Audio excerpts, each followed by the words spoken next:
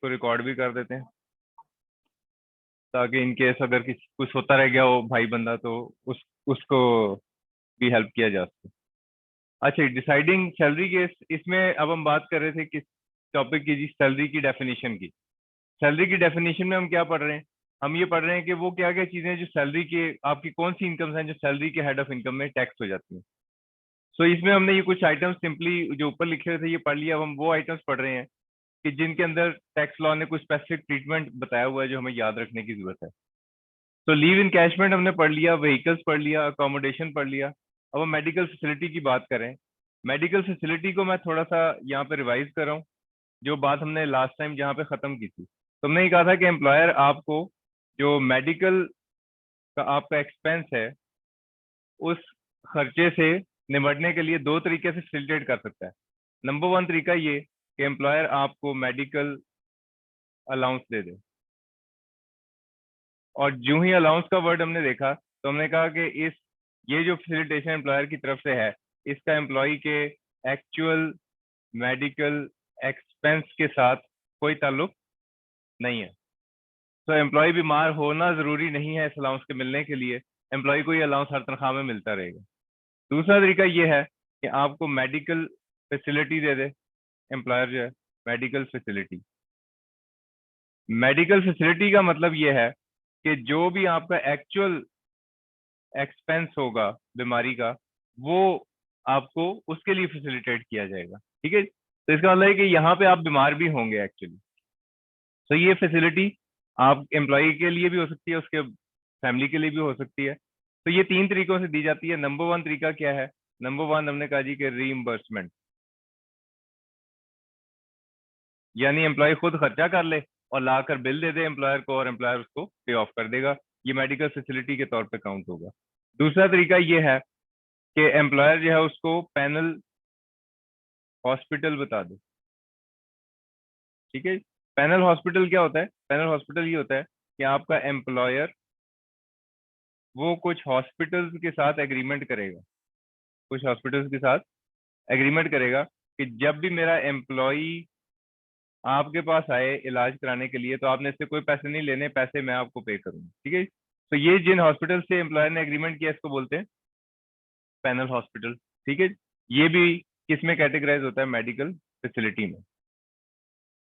Number third जो था वो क्या था जी? वो हमने अभी डिस्कस नहीं किया था, दैट इज मेडिकल इंश्योरेंस। ना मेडिकल इंश्योरेंस में क्या होता है, थोड़ी सी ट्रांजैक्शन में मजीद कॉम्प्लिकेशन ये आ जाती है कि आपका एम्प्लॉयर जो है वो अब किसी हॉस्पिटल से एग्रीमेंट करने की बजाय किससे एग्रीमेंट करेगा? इंश्योरेंस कंपनी से। आगे इंश्योरेंस कंपनी का डिफरेंट हॉस्पिटल्स के साथ, हॉस्पिटल 1 2 3 4 इनके साथ उसका एग्रीमेंट हुआ हुआ होगा। और एम्प्लॉयर जो है वो इंश्योरेंस कंपनी को प्रीमियम अदा करेगा और इंश्योरेंस कंपनी आपके एम्प्लॉय को एक इंश्योरेंस कार्ड इशू कर देगी। इंश्योरेंस कार्ड, जब भी ये बंदा बीमार हो इनमें से किसी भी हॉस्पिटल चला जाए और अपना इलाज करवा ले, इस हॉस्पिटल को पेमेंट कौन कर रहा होगा? इंश्योरेंस कंपनी हर हॉस्पिटल को पेमेंट करेगी जो भी एक्चुअल एक्सपेंस होगा उसकी। ठीक है, एम्प्लॉयर ने सिर्फ और सिर्फ इंश्योरेंस प्रीमियम एक दफा अदा कर दिया तो इसका मतलब ये है कि उसने अब खर्चा अगर इंश्योरेंस कंपनी का ज्यादा हो जाए तो वो इंश्योरेंस कंपनी का हेडेक है, एम्प्लॉयर का हेडेक नहीं है। तो ये जो तीन चीजें थी इससे हमें समझ क्या आया जी? इससे हमें समझ ये आया कि मेडिकल फैसिलिटी अब एम्प्लॉयर को की तरफ से जो दी गई है किसी एम्प्लॉय को, उसकी अब टैक्सेशन हमने करनी है। अब अगला मसला क्या है कि टैक्सेशन करनी है। तो अगर टैक्सेशन करनी है तो ज़ाहिर है पहले इसको इनकम में किसी चीज को डालेंगे तो फिर वो टैक्स उसके ऊपर लगेगा ना। तो पहली चीज क्या है जी? पहली चीज ये है कि मेडिकल अलाउंस अगर मिल रहा है एम्प्लॉय को तो वो एग्जाम्प्ट है up to 10% of basic salary. तो टैक्स लॉ ने पहली चीज क्या बताई जी आपको कि अगर सिर्फ मेडिकल अलाउंस मिलता है एम्प्लॉय को, ये कौन से वाला सिचुएशन है? जब एक्चुअल एक्सपेंस से ताल्लुक है या नहीं है? एक्सपेंस से जब ताल्लुक नहीं है। ठीक है, मेडिकल अलाउंस सिर्फ मिल रहा है और एक फिक्स अमाउंट मिल रही है। वो जो भी फिक्स अमाउंट होगी वो सैलरी के अंदर पूरी की पूरी शामिल नहीं की जाएगी बल्कि 10% ऑफ बेसिक सैलरी एग्जाम्प्ट होगी। इसका मतलब क्या है? मतलब ये है कि अगर फर्ज करें, इसका मतलब आपको सवाल में बताया हुआ होगा कि एक एम्प्लॉय की बेसिक सैलरी कितनी है।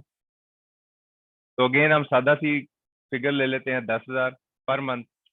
और साथ में आपको बताया हुआ है कि इसका एम्प्लॉयर जो है इसको मेडिकल अलाउंस भी देता है। और मेडिकल अलाउंस फर्ज कर लेते हैं लेट्स से 3,000 पर मंथ। अब आपसे कहा कि जी बताएं इसकी टैक्सेबल इनकम कितनी है और इसके ऊपर टैक्स कैलकुलेट करके बताओ। तो इसके लिए आपको पहले क्या करना पड़ेगा, आपको पहले इनकम बनानी पड़ेगी। इनकम बनाने के लिए आपको देखना पड़ता है हेड ऑफ अकाउंट, जिसमें पहला हेड ऑफ अकाउंट कौन सा है, सैलरी का। सैलरी में आपके पास पहला आइटम है बेसिक सैलरी। और बेसिक सैलरी कितनी बताई हुई है, 10,000 पर मंथ है, तो इंटू 12 कर देंगे तो कितना हो जाएगा, 1,20,000। उसके बाद है मेडिकल अलाउंस।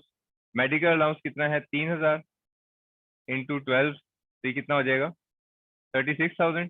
लेकिन ये सारा इनकम में नहीं जाएगा, बल्कि 10% ऑफ बेसिक सैलरी। तो बेसिक सैलरी ये है, इसका 10% बना लें, कितना बन जाता है, 12,000। तो 12,000 इज एग्जेम्प्ट। एग्जेम्प्ट का मतलब ये कि इनकम में शामिल ना करो टैक्स कैलकुलेशन पर्पजेस के लिए। मिले उसको पूरे 36,000 ही हैं, लेकिन हम तो टैक्स की कैलकुलेशन बना रहे हैं ना, हम ये हिसाब थोड़ी बना रहे हैं कि घर कितने पैसे ले जाता है, बेगम को कितने देता है, कितने का राशन लेता है। ये नहीं हम कर रहे, हम उसकी कैश इन हैंड का कोई हिसाब नहीं बना रहे, हम ये टैक्स की कैलकुलेशन बना रहे हैं। तो अब 12,000 एग्जेम्प्ट है, तो इसका मतलब कितना रह गया, 24,000। 24,000, तो इसकी जो इनकम हम लेंगे for the purpose of calculation of tax, वो कितनी होगी, 1,44,000। तो ये इसकी इनकम होगी। तो 10% ऑफ बेसिक सैलरी एग्जाम्प्ट, इसका मतलब ये बनता है। कैलकुलेशन हमने इस तरह से इसकी करनी होगी, ठीक है जी। अब अगर मेडिकल फैसिलिटी मिलती हो एम्प्लॉयर की तरफ से तो फिर क्या करना है।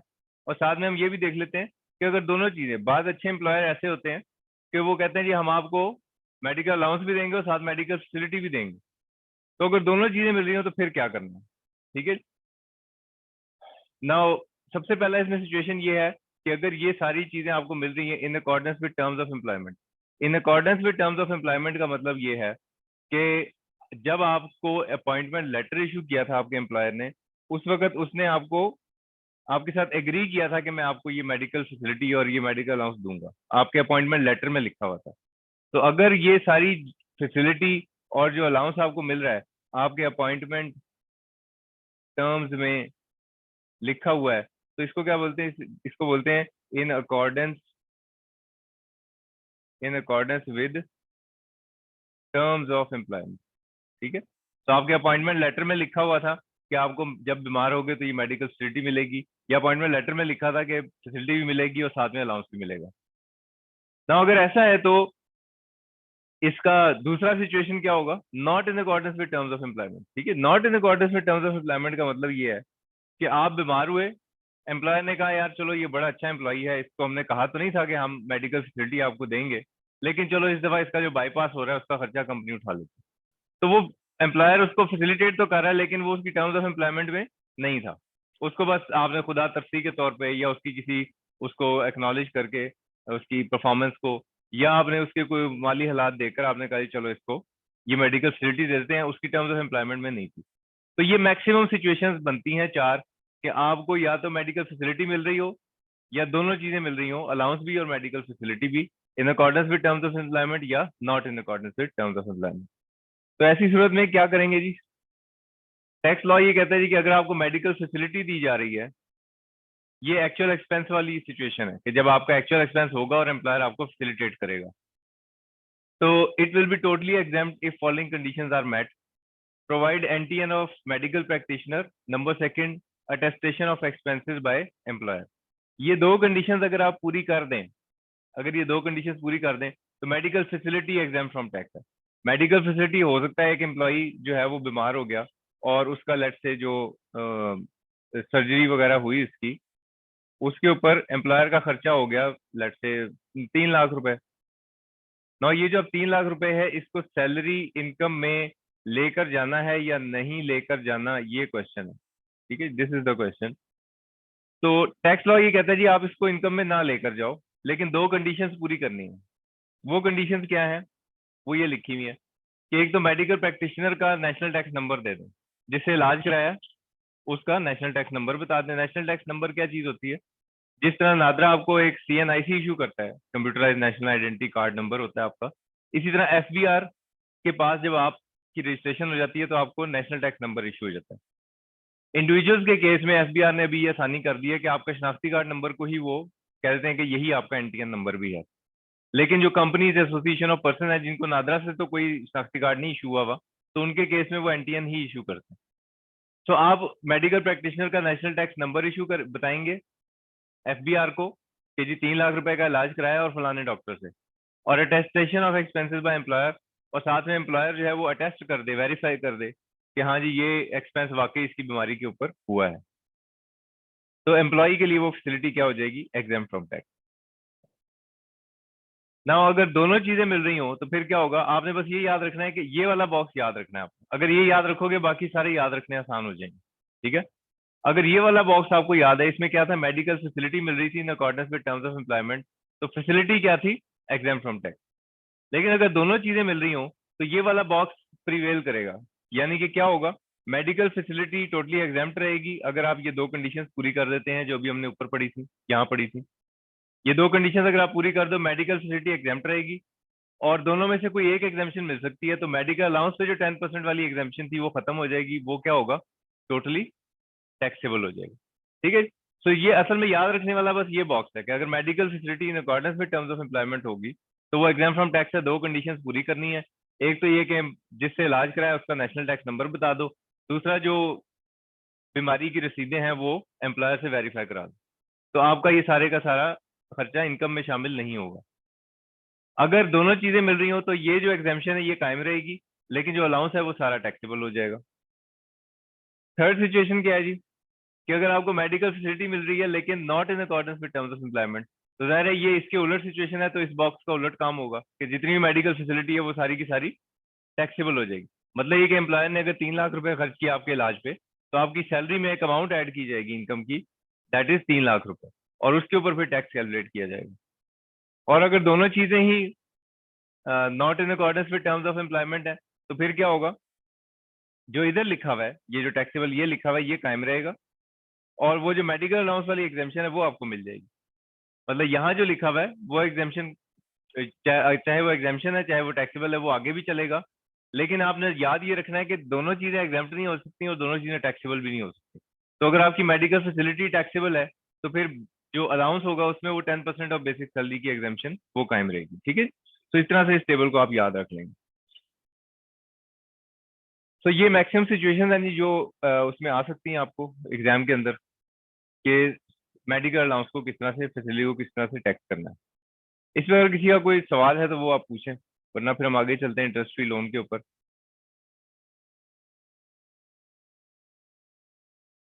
ऑनलाइन में भी कोई क्वेश्चन नहीं है, ठीक है। जब भी किसी को कोई सवाल हो जस्ट रेज योर हैंड, या इसमें ऑनलाइन में आप अनम्यूट करके पूछ लो, मैसेज कर लो। अच्छा जी, next is interest free loan. Interest free loan, ये बेसिकली ये क्या बेनिफिट मिल रहा है, एम्प्लॉयर आपको कोई कर्जा दे रहा है और उसके ऊपर आपसे कोई मार्कअप चार्ज नहीं कर रहा। So it's a situation where employer is giving you, so let's say ABC limited, और मिस्टर ई जो कि एम्प्लॉई है, इसको इसकी कंपनी ने कहा जी हम आपको 10 लाख रुपए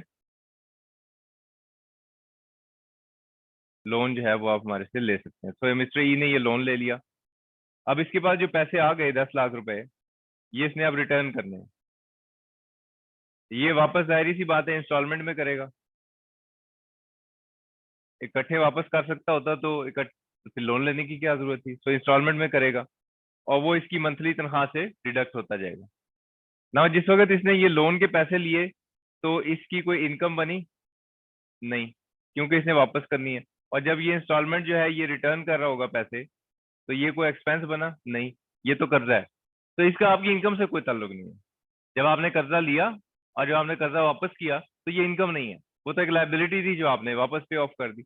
लेकिन अगर एम्प्लॉयर साथ में ये कहता है कि मैं आपको मार्कअप इसके ऊपर चार्ज करता हूँ 0% से, यानी कि कोई सूद चार्ज नहीं कर रहा आपको, तो फिर एम्प्लॉयर ने आपको एक फैसिलिटी दी है।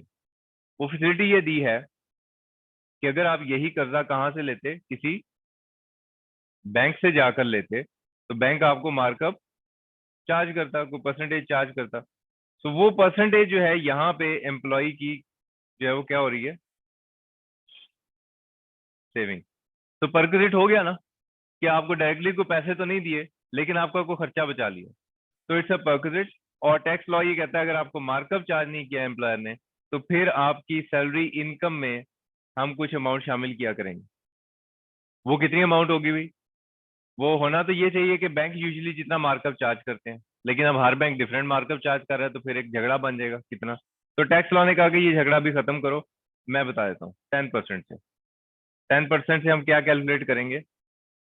मार्कअप आपके लोन के ऊपर, और जो भी जवाब बनेगा उसको क्या कंसिडर करेंगे? ये आपकी इनकम है। किसकी इनकम है? मिस्टर ई की। क्यों इनकम कंसिडर कर रहे हैं? क्योंकि आपका एक खर्चा बचा लिया है आपके एम्प्लॉयर ने। ठीक है, एक लोन अगर एम्प्लॉयर ना देता, आप कहीं और से ले रहे होते, ज़ाहिर है मजबूरी में बंदा लोन लेता है, तो आप लोन कहीं और से लेते, और लोन लेते तो आपको मार्कअप पे करना पड़ता। एम्प्लॉयर ने आपको कहा कि जी मैं 0% से आपको मार्कअप चार्ज करूंगा, तो इसका मतलब को आपका खर्चा बचा है। वो खर्चा कितना होगा, वो उसको डिबेट से बचाने के लिए टैक्स लॉ ने खुद ही से बता दिया जी 10% से मार्कअप कैलकुलेट करेंगे। ये जो 10% है, इसका एक नाम रखा है टैक्स लॉ ने, it is called benchmark rate. इसका क्या नाम रखा है जी? Benchmark rate. सो आपकी सैलरी इनकम में लोन के ऊपर एक मार्कअप कैलकुलेट करके ऐड कर देंगे। ना तो ये मार्कअप कोई किसी को पे कर रहा है, ना कोई किसी से ले रहा है, ये एक नोशनल फिगर है। इट्स अ नोशनल फिगर जो सिर्फ कैलकुलेट करके इनकम में शामिल की जाती है, ताकि आपकी सैलरी इनकम में कुछ अमाउंट शामिल की जा सके। अच्छा, अब जो मजे की चीज है वो ये कि लेट्स से कोई अमाउंट एज्यूम करते हैं 2 मिलियन। आपने 20 लाख रुपए लोन ले लिया। वही दो पर्सन हैं, ABC लिमिटेड और दूसरा मिस्टर ई, और इसके ऊपर 0% मार्कअप है। तो आपको पता है ना क्या करना है? मिस्टर ई की तनख्वाह जब सैलरी इनकम कैलकुलेट कर रहे होंगे आप टैक्स पर्पजेज के लिए, तो आपने उसके अंदर एक मार्कअप की इनकम, मार्कअप ऑन लोन जो एम्प्लॉय को फायदा मिल रहा है वो कैलकुलेट करके ऐड करना है। कैसे कैलकुलेट करेंगे? 2 मिलियन इंटू 10%। ठीक है, तो ये कितना बन जाता है? 2 लाख रुपए। 2 लाख रुपए आप इसकी सैलरी इनकम में जो भी और आइटम्स दिए हुए हैं, बेसिक सैलरी, मेडिकल अलाउंस, उसमें आप इसको भी ऐड कर लेंगे, और फिर आप इनकम कैलकुलेट कर लेंगे, उसके ऊपर टैक्स बना लेंगे। बाद दफा ऐसा होता है कि एम्प्लॉयर आपको 0% चार्ज नहीं करता, बल्कि कुछ परसेंटेज चार्ज कर लेता है, लेट्स से 4%। एम्प्लॉयर कहता है जी मैं आपको मार्कअप, पहली सिचुएशन में हमने क्या कहा था कि कितना है? 0%। अब हम कितना कह रहे हैं? 4%। अब अगर एम्प्लॉयर 4% से मार्कअप चार्ज कर रहा है, तो फिर क्या करना है? फिर टैक्स लॉ ये कहता है कि आप ऐसा करो कि मार्कअप कैलकुलेट करो, मार्कअप ऑन लोन, जो कि कितना बनता है, बेंचमार्क रेट से ही बनाए, 2 लाख रुपए।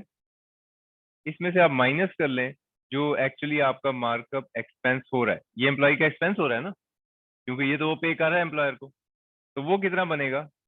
2 मिलियन इंटू 4%। तो 4% से आप जब कैलकुलेशन बनाओगे तो वो कितनी आ जाएगी? 80,000। हाँ, कैलकुलेट आपने करना है, ये थोड़ी सी जहमत होगी आपको।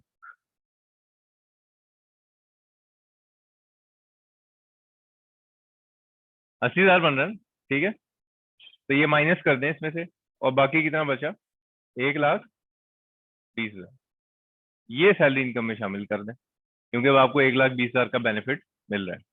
ठीक है, असल में गलती मैंने ही कर दी, मैंने साथ में बता दिया कि मैं रिकॉर्ड कर रहा हूँ, वो रही सही कसर भी जो थी ना जागने वाली, वो भी निकल गई। और आपने कहा चलो बाद में देख लेंगे, रिकॉर्डिंग तो हो रही है। अच्छा, अब अगर एम्प्लॉयर मजीद और भी मार्कअप चार्ज कर दे, फर्ज कर लो 10% से, तो फिर क्या करना है? फिर सेम तरीका वही करना है आपने। तो अब एम्प्लॉयर कह रहा है जी मैं 10% से आपको मार्कअप चार्ज कर रहा हूँ, तो फिर एम्प्लॉय का कुछ एक्सपेंस हो रहा है, कितना? 2 मिलियन का 10% कितना बनता है? 2 लाख ही बनेगा। सो जो एक्चुअली बेंचमार्क रेट से मार्कअप बन रहा है, मार्कअप ऑन लोन, वो बन रहा है 2 लाख, और जो एक्चुअली आपका एक्सपेंस हो रहा है वो भी 2 लाख। तो सैलरी इनकम में कितने पैसे आएंगे? 0। नेक्स्ट सिचुएशन के अगर एम्प्लॉयर ज्यादा मार्कअप चार्ज कर रहा है, ये भी हो सकता है कि बैंक जो है वो फर्स्ट करो 15% ऑफर कर रहे थे, आपके एम्प्लॉयर ने कहा कि जी 12% पे मेरे से लोन ले लो, तो अब भी एम्प्लॉय का कुछ एक्सपेंस हो रहा है। तो अब जो एम्प्लॉय का एक्सपेंस हो रहा है वो कितना है, वो कैलकुलेट करते हैं एक्सपेंस। तो 2 मिलियन इंटू 12% बनाए जी, कितना बना? हाँ, 2,40,000, ये आपका एक्चुअल एक्सपेंस है। ये माइनस होना चाहिए किस में से? जो benchmark rate markup on loan, वो कितना था? 2 लाख। हाँ, ये तो आंसर नेगेटिव में आ गया। तो अब सैलरी में से माइनस नहीं करना है इसे, सैलरी में से माइनस नहीं करना, ये बेसिकली एक्सप्लेन करने के लिए मैंने लिखा है ये सारा, कि ये अगर 40,000 माइनस में आंसर आ गया है, तो इसको आपने ये नहीं करना कि आप इसको सब्ट्रैक्ट कर दें इसमें से, सैलरी में से, ये काम नहीं करना। बस सैलरी इनकम में कुछ भी नहीं आएगा, जीरो। तो इसका मतलब ये है कि ये दोनों सिचुएशन सेम हो गई। यहाँ भी सैलरी इनकम में कुछ नहीं आ रहा था, यहाँ भी कुछ नहीं आएगा। तो अगर तो बेंचमार्क रेट तक एम्प्लॉयर आपको मार्कअप चार्ज करेगा, अगर 10% से वो भी चार्ज कर रहा है या उससे ज्यादा चार्ज करे, तो सिचुएशन एक ही है, एम्प्लॉय की इनकम में अब कुछ नहीं आएगा क्योंकि उसको कोई बेनिफिट मिल नहीं रहा है एम्प्लॉयर से। ठीक है जी, कैलकुलेशन समझ आ गई? आसान है। अच्छा, अब देखते हैं जरा यहाँ क्या लिखा है। लोन फ्रॉम एम्प्लॉयर अगर मिल रहा है तो आपने देखना है कि क्या मार्कअप चार्ज हो रहा है या नहीं हो रहा। अगर मार्कअप चार्ज नहीं हो रहा तो फिर क्या करें?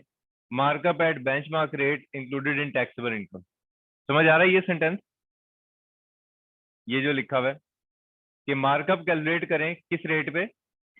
बेंचमार्क रेट पे, जो कि 10% है, इंक्लूडेड इन टैक्सेबल इनकम, और उस मार्कअप को इनकम में शामिल कर दें अगर एम्प्लॉयर मार्कअप चार्ज नहीं कर रहा है। If the answer is no.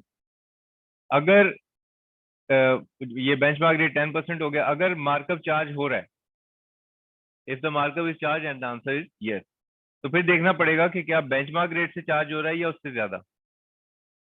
अगर बेंचमार्क रेट या उससे ज्यादा चार्ज हो रहा है तो फिर कुछ भी टैक्सेबल नहीं। ऐसे ही किया ना हमने। तो ये जो आखिरी दो सिचुएशंस थी कि बेंचमार्क रेट से चार्ज हो रहा है या उससे ज्यादा, तो फिर सेम सिचुएशन थी कि सैलरी इनकम में कुछ भी नहीं आएगा। लेकिन अगर उससे कम चार्ज हो रहा है तो फिर मार्कअप एट बेंचमार्क रेट उसमें से माइनस कर दें मार्कअप चार्ज बाय एम्प्लॉयर, जैसे हमने पिछली सिचुएशंस में किया था कि मार्कअप चार्ज बाय एम्प्लॉयर कितना था यहाँ पे, जैसे ये 44% था तो वो माइनस किया हमने, और जो जवाब आ गया उसको क्या किया? Included in taxable income.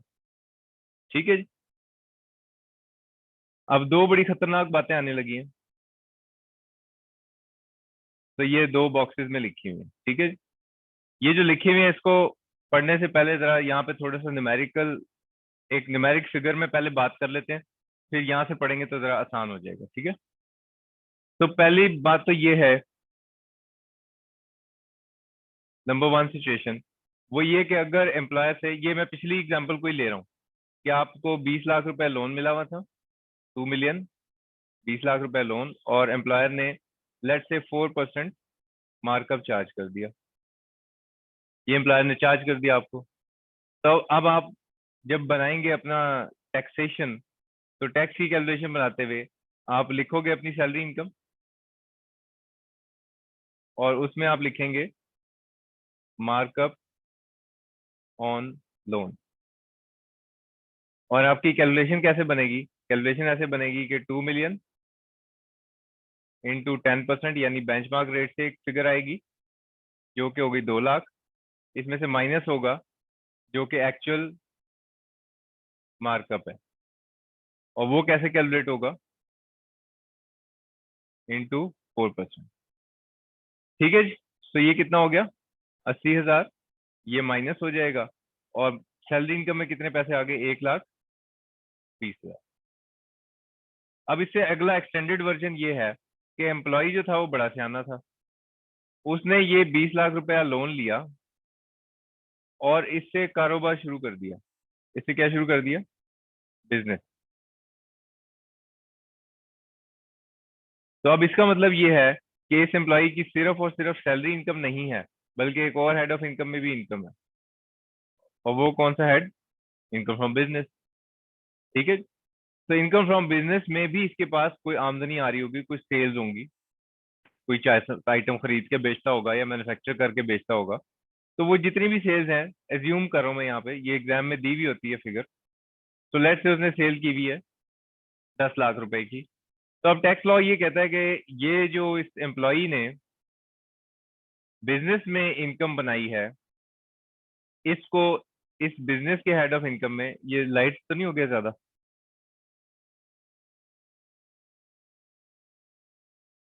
इसको बिजनेस के हेड ऑफ इनकम में एक एक्सपेंस हम अलाउ करने लगे, और वो एक्सपेंस कौन सा है? Actual markup. एक्चुअल मार्कअप कितना था? 80,000।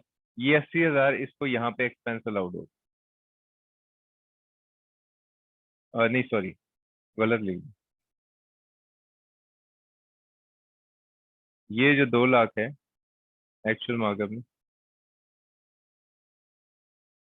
एक्सपेंस अलाउड होगा at the rate of benchmark, और एक्चुअल मार्कअप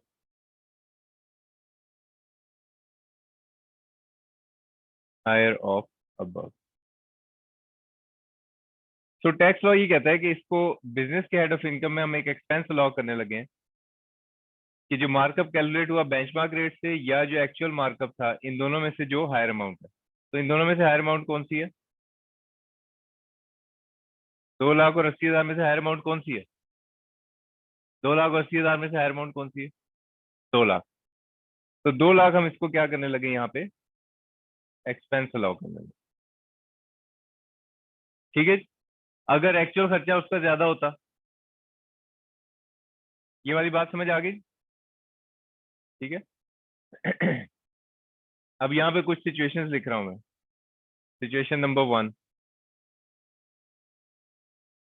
एक्चुअल एक्सपेंस, यहाँ पे 2 कॉलम्स बना देते हैं।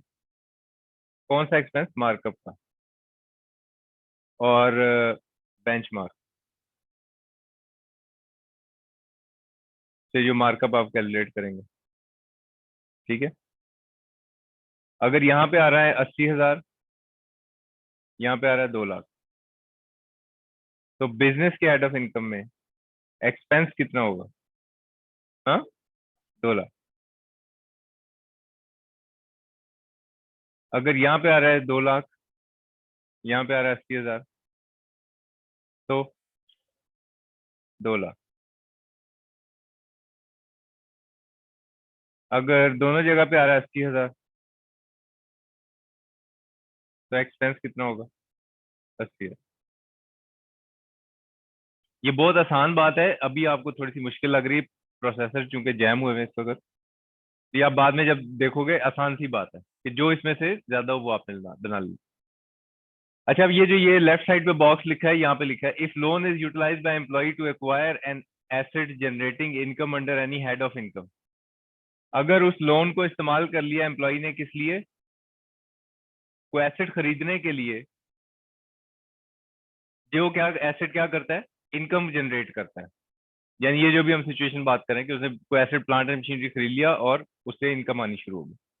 Then employee shall be treated as having been paid markup at benchmark rate or actual markup paid whichever is higher। तो फिर ये एज्यूम किया जाएगा कि एम्प्लॉय ने एक्चुअली कौन सा मार्कअप पे किया है, जो कि एक्चुअल पेमेंट बनती है, या benchmark rate whichever is higher. तो ये एज्यूम किया जाएगा कि उसने वो एक्चुअली मार्कअप पे किया है और उसको वो एक्सपेंस अलाउ हो जाएगा। ये बॉक्स समझ आ रहा है जी अब? ठीक है। अच्छा जी, अब राइट साइड पे जो बॉक्स है इसमें क्या लिखा है? Above is not applicable on loan up to 1 million. अगर कर्जे की अमाउंट ही 10 लाख रुपए तक है, तो फिर ये बेंचमार्क रेट वाला कोई इक्वेशन, ये जितना थ्योरी आपने पढ़ी इंटरेस्ट फ्री लोन, इसमें से कुछ भी अप्लाई नहीं होगा। कुछ भी अप्लाई नहीं होगा कि क्या मतलब हुआ भाई? कि अगर लोन की अमाउंट है लेट से 8 लाख रुपए,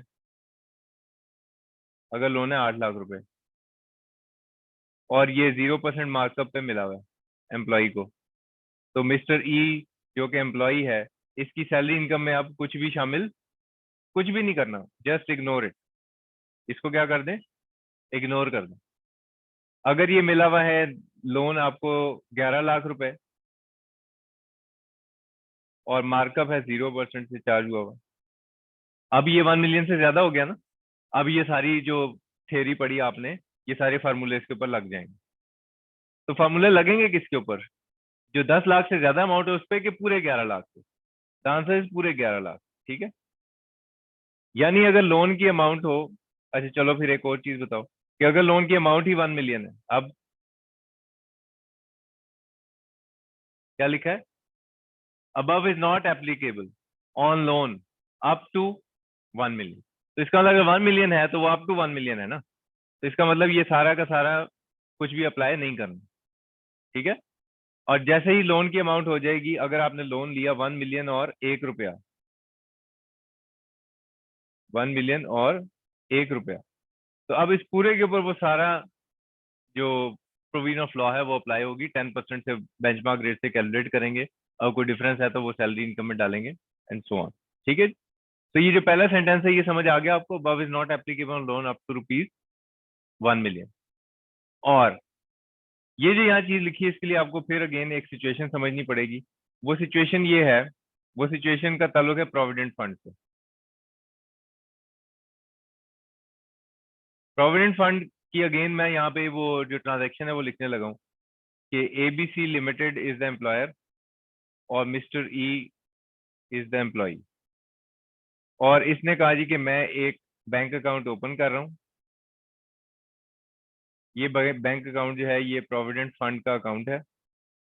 आप हर महीने अपनी तनख्वाह से कुछ पैसा इसमें डालते हैं। जितने पैसे आप कंट्रीब्यूट किया करोगे उतने ही पैसे एबीसी लिमिटेड भी कंट्रीब्यूट करेगा, और इन सारे पैसों को क्या करेंगे, इन सारे पैसों को जमा करके एक जगह पे इन्वेस्ट कर देंगे, और उस इन्वेस्टमेंट से जो रिटर्न आएगा यानी कि मार्कअप, ये यूजुअली नॉन रिस्क इन्वेस्टमेंट्स होती हैं, इनसे सूद आता है, तो वो मार्कअप भी दोबारा इसी अकाउंट में आ जाएगा। और जब आप रिटायर होंगे मिस्टर ई, जब आप रिटायर होंगे तो ये पैसे आपको मिल जाएंगे। ठीक है, ये प्रोविडेंट फंड का ट्रांजैक्शन है। अब इसमें कुछ फिगर्स डाल लेते हैं फर्जी तौर पे, तो 10-10 रुपए कर लेते हैं ताकि फिगर आसान रहे कैलकुलेशन।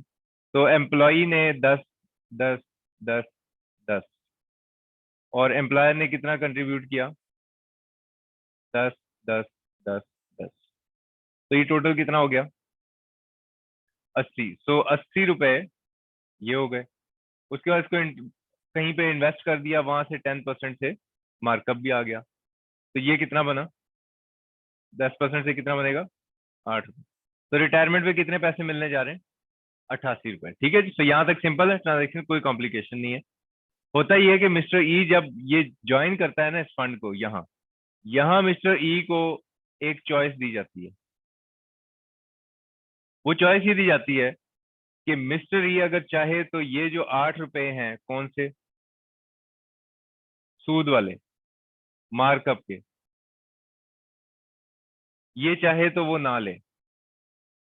क्योंकि एम्प्लॉय कहता है भाई मैं सारी जिंदगी मेहनत की है, मैं एंड पे आके मैं जरूर हराम खाऊंगा, सूद खाऊंगा, तो मैं ये मार्कअप नहीं लेना चाहता। मुझे आप सिर्फ मेरा जो एक्चुअल सेविंग है वो मुझे दे दीजिएगा, और साथ जो आपने कंट्रीब्यूट किया वो दे, मुझे ये मार्कअप नहीं चाहिए। ठीक है, तो ये अब मार्कअप पे जाएगा कहाँ, सवाल ये है कि अब मिस्टर ई के साथ और 100 एम्प्लॉयज हैं, लेट से और 99 एम्प्लॉयज और हैं, बाकी सब हरामखोर हैं, वो कहते ठीक है हमने तो लेना है सूद। तो अब ये तो नहीं हो सकता ना कि मिस्टर ई के पैसे अलहदा करके कहीं रख दें और इन्वेस्ट ना करें, पैसे तो सारे इन्वेस्ट होंगे। ठीक है, पैसे सारे इन्वेस्ट होंगे, उन सब के ऊपर मार्कअप भी आ जाएगा। जब वो मार्कअप आ जाएगा तो मिस्टर ई कहता है जी मैं ये मार्कअप नहीं लेना चाहता, तो इसका मतलब ये पैसे अब बच गए। ठीक है, ये पैसे आमतौर पे होता ये है कि एम्प्लॉयर, फिर वो एम्प्लॉयर रख ले, क्योंकि एम्प्लॉय ने तो अपना अपना हिस्सा ले लिया है, एक एम्प्लॉय ने कहा जी मैं अपना हिस्सा नहीं लेता, तो अब ये तो नहीं हो सकता कि वो भी दूसरे एम्प्लॉय में तकसीम कर दिया जाए, वो फिर एम्प्लॉयर के पास आए ना। अब ये जो एबीसी लिमिटेड है ना, ये अगर चाहे तो मिस्टर ई को ये फैसिलिटी दे सकता है कि यार आप तो बड़े नेक इंसान हैं, आप तो सूद नहीं ले रहे, पैसे मिल रहे हैं और आप नहीं ले रहे, तो आपकी इस नेकी को मैं देख के बहुत मुतासिर हुआ हूँ, और मैं आपको एक फैसिलिटी देता हूँ। वो फैसिलिटी ये है कि हम आपको जो लोन दिया करेंगे वो इंटरेस्ट फ्री होगा। वैसे हम मार्कअप चार्ज करते हैं, लेकिन आपको जो इंटरेस्ट लोन दिया करेंगे वो इंटरेस्ट फ्री होगा, क्योंकि आप इतने अच्छे आदमी हैं कि जो सूद मिल रहा है वो नहीं ले रहे, तो हम आपको इंटरेस्ट फ्री लोन देंगे ना। अब यहाँ पे इंटरेस्ट फ्री लोन मिलने की रीजन क्या है? उसकी रीजन ये है कि एम्प्लॉय मार्कअप नहीं लेता। एम्प्लॉयर के पास जो पैसे पड़े हैं वो उस पर मार्कअप नहीं लेता। अगर ये इंटरेस्ट फ्री लोन इस वजह से मिला है कि एम्प्लॉय मार्कअप ही नहीं लेता और अपना मार्कअप माफ करता है एम्प्लॉयर को, तो फिर टैक्स लॉ ये कहता है, टैक्स लॉ ये कहता है कि भाई ऐसे बंदे की तो हम भी कदर करेंगे। जो सूद ले नहीं रहा, तो एबीसी लिमिटेड ने खुश होकर कहा कि आपको जो हम लोन देंगे वो इंटरेस्ट फ्री होगा। तो टैक्स लॉ कहता है यार ये जितना मैंने लिखी थी ना बकवास, ये जितना कुछ लिखा था ये भी इसके ऊपर अप्लाई ना करो। टैक्स लॉ कहता है कि हम भी आपके ऊपर ये बेंचमार्क रेट वाला सारा अप्लाई नहीं करते, ठीक है। तो अब सेंटेंस क्या बना? सेंटेंस ये बना कि अगर एम्प्लॉई अपने किसी अकाउंट के ऊपर मार्कअप नहीं लेता, जिसकी वजह से उसका एम्प्लॉयर उसको इंटरेस्ट फ्री लोन दे देता है, तो अब ऐसी सूरत में वो जो 10% बेंचमार्क रेट वाला फॉर्मूला है वो ऐसे एम्प्लॉय के ऊपर अप्लाई ना करें, ठीक है। अब जरा पढ़ते हैं इसको, आखिरी लाइन को क्या लिखा हुआ है। above is not applicable on loan up to rupees 1 million or where such benefit is extended by employer। कौन सा बेनिफिट? इंटरेस्ट फ्री लोन वाला। where such benefit is extended by employer due to waiver, waiver का मतलब माफ कर देना, of interest by such employee on his accounts maintained with the employer। कि अगर एम्प्लॉय जो है अपने सूद माफ कर देता है एम्प्लॉयर को, और इस वजह से एम्प्लॉयर उसको इंटरेस्ट फ्री लोन दे देता है, तो फिर ये सारी चीज अप्लाई ना करें ऐसे एम्प्लॉय के ऊपर। तो एफबीआर भी अपनी आखिरत की फिक्र कर रहा है, ठीक है। सोने का हम भी इस मामले से दूर ही रहते हैं, ये सब दूर हो गए, ठीक है। सो इंटरेस्ट फ्री लोन समझ आ गया जी? इसमें कोई सवाल है किसी का ऑनलाइन में या इधर फिजिकल क्लास में? No question. अलाउंसेस में मेडिकल अलाउंस इसका सेम ट्रीटमेंट है? अच्छा, चैट में नो। ठीक है जी।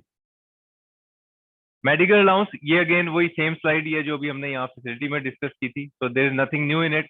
अगर आपको सिर्फ मेडिकल अलाउंस मिल रहा है तो फिर ऐसी सूरत में it is 10% of basic salary, ये एग्जाम्पल। टाइम क्या हो गया? वैसे तो आप 9-10 बजे तक फारिग ही है ना? 7:20 हुए हैं, 10 मिनट हैं अभी।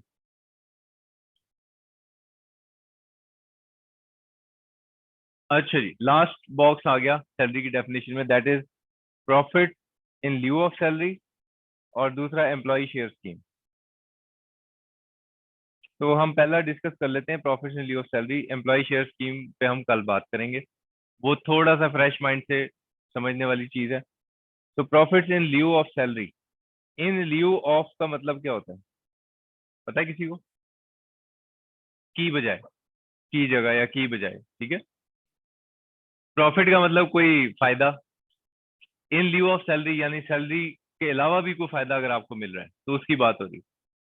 तो इसके लिए टैक्स लॉ ने बताया कि profit in lieu of salary से क्या मुराद है, कौन कौन सी चीजें हैं जिनको हम सैलरी इनकम में टैक्स करेंगे, क्योंकि ये डेफिनेशन का पार्ट है। इसको हम सैलरी इनकम में टैक्स करेंगे किस नाम से? Profit in lieu of salary के तौर पे। तो वो कौन सी इनकम्स हैं? उन इनकम्स की अब लिस्ट बताई हुई टैक्स लॉ ने। Number 1, it includes payment of employers contribution from provident fund. तो टैक्स लॉ ये कह रहा है जी कि ये जो एम्प्लॉय को मिले थे ना, कितने पैसे? 80 रुपए। इसमें 40 तो इसके अपने ही थे, तो ये तो कोई आमदनी नहीं है, तो ये तो इसकी सैलरी में से ही इसी के ही पैसे हैं जिसको मिल रहे हैं। लेकिन ये जो मिल रहे हैं, ये जो 40 मिल रही है, ये तो एम्प्लॉयर अलहदा से दे रहा है, तो ये इसके लिए इनकम कंसिडर होगा अलहदा से, ठीक है। तो ये वाली जो अमाउंट है इसको इनकम अलहदा से माना जाएगा, और इसको क्या नाम दिया? Profits in lieu of salary, payment of employer's contribution from provident fund। Number 2, amount on termination of employment whether voluntary basis or under an agreement। Termination of employment पे अगर आपको कोई पैसे मिल रहे हैं वेदर ऑन वॉलंटरी बेसिस और under an agreement, चाहे वो आपने वो खुद से रिटायरमेंट ली है या आपका कोई एम्प्लॉयर के साथ एग्रीमेंट हुआ और फिर आपने जॉब छोड़ दी वो वाली। तो किसी भी वजह से एम्प्लॉयमेंट के टर्मिनेशन पे आपको कोई पैसे मिल रहे हैं तो वो प्रॉफिट इन ल्यू सैलरी के तौर पे टैक्स किए जाएंगे। Number third, compensation for redundancy और loss of employment, example golden handshake. Redundant बोलते हैं किसी ऐसी चीज को जो काम तो बिल्कुल ठीक करते हो लेकिन अभी उसकी जरूरत नहीं है, जरूरत से ज्यादा हो जाए। ठीक है। तो यूजुअली होता है ये सर्विस इंडस्ट्री में बड़ी दफा ऐसा हो जाता है कि सर्विस प्रोवाइडर्स जो होते हैं वो अपने एम्प्लॉयज को रिडंडेंट कर देते हैं, जैसे मैन्युफैक्चरिंग में भी हो सकता है। जैसे ऑटोमेशन अगर हो जाए किसी इंडस्ट्री के अंदर, एक टेक्सटाइल के ऑडिट के लिए हम गए तो एक साल में हमने देखा कि जो जो स्पिंडल चल रहे थे वहां पे मजदूर खड़े होते थे और उस पे उसका काम सिर्फ ये होता था कि जो स्पिंडल है वो धागे को लपेटता है उसके ऊपर, रील कोन के ऊपर। तो वो अगर धागा टूट जाता था तो वो स्पिंडल घूमना रुक जाता था। तो मजदूर जाएगा, जाके उस धागे को नॉट लगाएगा और दोबारा से स्पिंडल को चला देगा। तो एक दो साल बाद जब हम दोबारा ऑडिट के लिए गए उसी इंडस्ट्री में, तो हमने देखा कि वहां पे कोई मजदूर नहीं था, बल्कि एक वो ऑटोमेटेड मशीन्स वहां पे इंस्टॉल हुई हुई थी, जो क्या करती थी कि जैसे ही वो धागा ब्रेक होता था तो वो खुद ब खुद ही एक रोबोटिक हैंड होता था जो कि उस धागे की नॉट बनाता था और मशीन को दोबारा चला देता था। अब ये बंदों को इन्होंने क्या कर दिया, वो क्या हो गए, मैं ये बता रहा हूँ कि रिडंडेंसी बेसिकली क्या है कि वो ठीक है काम के ही बंदे थे, कोई उन्होंने फ्रॉड नहीं किया, कोई धोखा नहीं किया कंपनी के साथ, लेकिन कंपनी ने फारग क्यों कर दिया, तो अभी जरूरत नहीं है उसकी, रिडंडेंट हो, जरूरत से ज्यादा है। तो वो जितनी लेबर थी वो अपनी काम से गई। तो ऐसा एग्जेक्टिव पोस्ट में भी हो सकता है कि आपकी ऑर्गेनाइजेशन बाज दफा कुछ ऐसा उसके फंक्शनल चेंजेस ऐसी हो जाए कि आपके एम्प्लॉयज जो हैं वो रिडंडेंट हो जाए।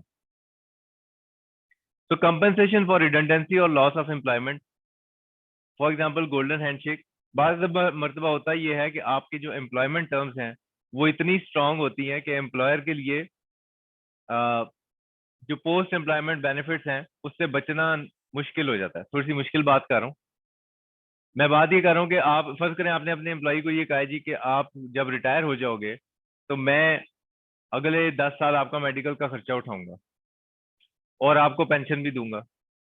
अब ये एम्प्लॉयमेंट, इसकी वजह से एम्प्लॉय सारी जिंदगी बैठा रहा आपके पास। अब एम्प्लॉयर ये कर तो लेता है कि यार एम्प्लॉय मेरे पास रिटेन होगा, लेकिन ये जो है बबल ये स्वेल करता जाता है और फिर एक वक्त आता है कि एम्प्लॉयर ये सोचने में मजबूर रहता है कि यार ये क्या, ये तो ना ये सेहतमंद जिंदगी गुजारते हैं, मेरा मेडिकल का खर्चा बढ़ा हुआ है, ना ये मरते हैं, मेरा पेंशन का खर्चा बना हुआ है। तो आप अपना हाथ उस बेनिफिट से खींचना चाहते हैं, आप चाहते हैं कि यार मेरे जो एम्प्लॉयज आप भी इस वक्त हैं मेरे पास, कम से कम ये उस पूल के अंदर जाके ऐड ना हो जाए। तो आप अपने एम्प्लॉय को एक लालच देते हो कि यार ऐसा करो कि अभी तुम्हारी सर्विस के 5 साल है ना, तो मैं तुम्हें आज देता हूँ 50 लाख रुपए, जाओ ये पेंशन और मेडिकल का बेनिफिट छोड़ो, मेरे से 50 लाख रुपए लो और जाओ कहीं और नौकरी कर लो। तो एम्प्लॉय अपनी कैलकुलेशन बनाएगा कि अच्छा यार अगर पेंशन लूँ तो इतने साल पेंशन मिलेगी, वो इतने पैसे बनते हैं, ये आज 50 लाख मिल रहे हैं तो आज ले लेता हूँ। वो मतलब 100 चीजें वो कैलकुलेट करेगा और फिर अगर वो उसको लगेगा कि हाँ ठीक है तो वो कहेगा हाँ ठीक है जी मैं ऐसा कर लेता हूँ। तो मैं सिर्फ बता ही रहा हूँ कि देख ये ट्रांजेक्शन एक यूजुअली मार्केट के अंदर ऐसे होती है। तो कंपनसेशन फॉर रिडंडेंसी और loss of employment, example golden handshake. Golden handshake basically ये होते हैं कि आप एम्प्लॉय को गोल्डन हैंडशेक ऑफर करते हैं कि यार आज ही कुछ ज्यादा पैसे ले लें आप और जाएं अपना काम करें, ये हमारे पास 5 साल और 10 साल मजीद बैठने की आपको जरूरत नहीं। और हमारा कंसर्न क्या है कि वो सैलरी के हेड ऑफ इनकम में टैक्स होगा under the heading profits in लिeu of salary. Consideration for employees agreement to, consideration पे कहते हैं किसी भी चीज का, कंपनी उसमें बिजनेस लॉ में पढ़ा हुआ है ना आपने कंसिडरेशन, कि आपका जो काउंटर बेनिफिट है वो क्या है। कंसिडरेशन फॉर एम्प्लॉइज एग्रीमेंट, यानी कि एम्प्लॉय किसी चीज पे एग्री कर रहा है जिसकी उसको कंसिडरेशन दी जा रही है, वो कौन सी चीजें जिन पे वो एग्री कर रहा है, एंटर इनटू एम्प्लॉयमेंट एग्रीमेंट। सिर्फ आपके पास जॉब करने के लिए आप उसे कुछ पैसे दे रहे हैं। तो अच्छी ऑर्गेनाइजेशंस में अच्छे ह्यूमन रिसोर्स को अट्रैक्ट करने के लिए ऐसा हो सकता है कि एक कंपनी किसी दूसरी कंपनी के एम्प्लॉय को कहे कि सिर्फ ज्वाइन करने के आपको 50 लाख देंगे। तो वो जो 50 लाख है वो क्या है, consideration for employees agreement to enter into employment. Except changes to conditions of employment, या एम्प्लॉय को आपने हायर किया था कि जी आपको मैं पोस्ट करूंगा इस्लामाबाद में, अब आपने उसको कहा जी मैं अपना एक रीजनल ऑफिस खोल रहा हूँ गिलगित बल्तिस्तान में, आप उधर पोस्ट हो जाए। लेकिन चूंकि आपकी मेरी टर्म्स ये थी कि आप इस्लामाबाद में जॉब करेंगे, अब मैं एम्प्लॉयमेंट टर्म्स में क्या करने लगा हूँ, चेंज करने लगा हूँ, तो आपको मैं इतने पैसे मजीद देता हूँ कि आप वहाँ शिफ्ट हो जाओ। तो ये जो पैसे ये क्या है, consideration for employees agreement to accept changes to conditions of employment, तो ये भी सैलरी में टैक्स होंगे। A restrictive covenant to any past present और फ्यूचर एम्प्लॉयमेंट, आपकी किसी भी एम्प्लॉयमेंट के ऊपर, एम्प्लॉयमेंट पे अगर कोई रिस्ट्रिक्शन लग जाए, मिसाल के तौर पे होता ये है आमतौर पे, मतलब जैसे एक यूनिवर्सिटी है, उसने अपने प्रोफेसर को कहा जी कि आपको हम एक फॉरेन कोर्स करवाते हैं, उसका खर्चा यूनिवर्सिटी बर्दाश्त करेगी, लेकिन वो जो आप कोर्स करके आओगे उसके बाद आपने कम से कम 2 साल हमारे पास ही जॉब करनी है, हमारे स्टूडेंट को या हमारे स्कॉलर्स को वो जो साइंस आप पढ़ के आएंगे वो आपने पढ़ानी है। तो ये जो एक उसके ऊपर इसको बोलते हैं रिस्ट्रिक्टिव कोवेनेंट, ठीक है, कि एम्प्लॉय के ऊपर आपने एक पाबंदी लगाई हुई है कि अभी जब वो वहां से आ जाएगा तो अभी 2 साल इधर ही रहेगा। ठीक है, इसी तरह जैसे बैंक्स के अंदर जो ट्रेजरी का बिजनेस होता है, ट्रेजरी बिजनेस बैंक्स के अंदर बड़ा बैंक के लिए क्रूशियल होता है, क्योंकि बैंक ने अपनी जितनी ट्रेजरी बेसिकली एक डिपार्टमेंट होता है बैंक के अंदर, जो आप जो पैसा रखाते हो ना बैंक के पास, वो बैंक ने आगे कर्जे में देना है लोगों को जहां से वो सूद कमाएगा। लेकिन बैंक ऐसा नहीं कर सकता कि आपका सारा पैसा आगे कर्जे में दे दे, क्योंकि आप निकलवाने भी तो आ सकते हैं शाम को या अगले दिन, और बैंक से जब आप पैसा अपना निकलवाने जाए तो बैंक आपको ये नहीं कह सकता जी वो अभी हमने आगे गाड़ी लीज पे दी हुई है तो जैसे ही किस्त आएगी आपके पैसे आपको मिल जाएंगे, ये नहीं कह सकता बैंक। ये 1 रुपए भी अगर बैंक कह देना आपने बैंक के पास रखा है और बैंक कहे जी कि ये 1 रुपए आज मेरे पास नहीं है कल ले लेना, बैंक उस दिन लिक्विडेट हो जाएगा। स्टेट बैंक उसी दिन उसको, बैंक को कहेगा बंद करो बिजनेस अपना। तो इसलिए बैंक ये नहीं कर सकता कि आपके सारे पैसे को आगे लोन में दे दे। तो वो किसको देता है, ट्रेजरी डिपार्टमेंट को। ट्रेजरी डिपार्टमेंट क्या कर रहा होता है, वो एक एक दिन पे ट्रांजैक्शन कर रहा होता है, स्टॉक मार्केट में आज लगाएगा पैसा शाम को निकाल लेगा, एक शेयर खरीदा बेचा खरीदा बेचा खरीदा बेचा, तो वो जो आइडल पैसा पड़ा है उसी को बढ़ाते जाते हैं ना। ये जो ट्रेजरी की जो ट्रांजैक्शन होती है ये बहुत ज्यादा कॉन्फिडेंशियल रखी जाती है। मैं ये वैसे आपको प्रैक्टिकल एग्जांपल दे रहा हूँ, बात इतनी लंबी है नहीं, लेकिन सिर्फ just to I mean add some professional knowledge to your for your future.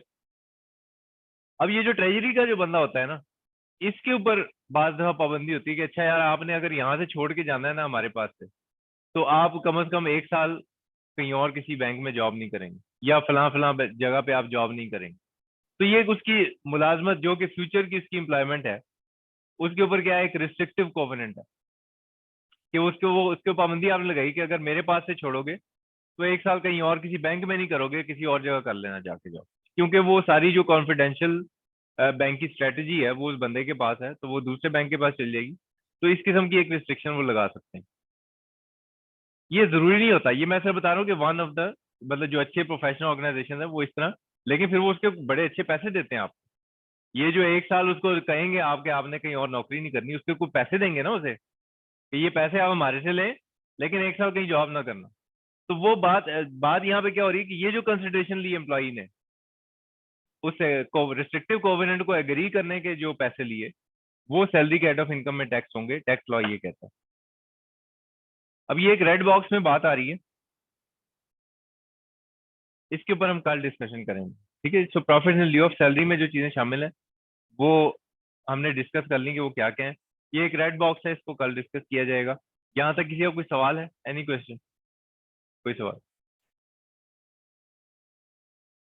पास में किस तरह से हो सकता है, पास में इस तरह से हो सकता है कि फर्ज करें कि अगर एम्प्लॉय जो है वो आई मीन आपने अगर पहले कहीं पे जॉब की हुई है और आप किसी नई जगह पे जॉब करने जा रहे हैं, तो आपका एम्प्लॉयर ये कहता है जी कि मैं आपको पास में, अगर आप वहाँ जो कि आपके एक्सपीरियंस में सीवी में लिखा हुआ है कि आप फलां जगह जॉब करते थे, तो मैं फिर इस चीज के आपको इतने पैसे ज्यादा दूंगा। यानी अगर आपका इस चीज का एक्सपीरियंस है तो मैं इस चीज के ज्यादा पैसे आपको इतने दूंगा। तो ये बेसिकली एक पास्ट की आपकी जो थी उसके ऊपर उसने वो समझे आपको एक कंपनसेशन ज्यादा दी है। ठीक है, चलिए चैट देख लेते हैं। ऑनलाइन में एक सवाल आया हुआ है, sir consideration will be in terms of money only. हाँ जी बिल्कुल, इन काइंड भी हो सकती है, लेकिन जो इन काइंड होगी उसकी फिर मार्केट वैल्यू आपको बताई भी होगी सवाल में फर्ज करें वो आपको पैसे नहीं देता, वो आपको कहता है जी मैं आपको गाड़ी दे देता हूँ, तो वो गाड़ी की वैल्यू जो होगी वो फिर सैलरी इनकम में शामिल कर ली जाएगी, लेकिन मॉनेटरी टर्म्स में ही होगा डेफिनेटली। ठीक है जी, आंसर हो गया आपका क्वेश्चन, यहाँ फिजिकल में किसी का कोई सवाल? प्रोविडेंट फंड का ये वाला, ये मैं अभी व्हाट्सएप ग्रुप में कर दूंगा ना शेयर, ये जो व्हाइट बोर्ड है ये जितना भी लिखा है मैं शेयर कर दूंगा ग्रुप में। अच्छा जी, पास्ट वाला पार्ट दोबारा एक्सप्लेन कर दें।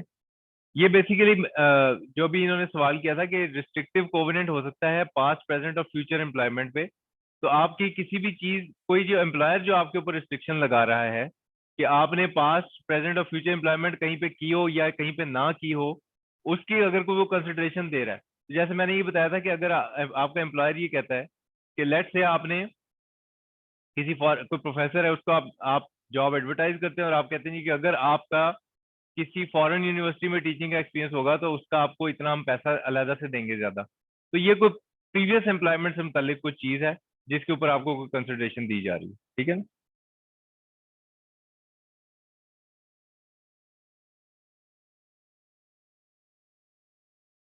ठीक हो गया जी, फैजान, ऑनलाइन में।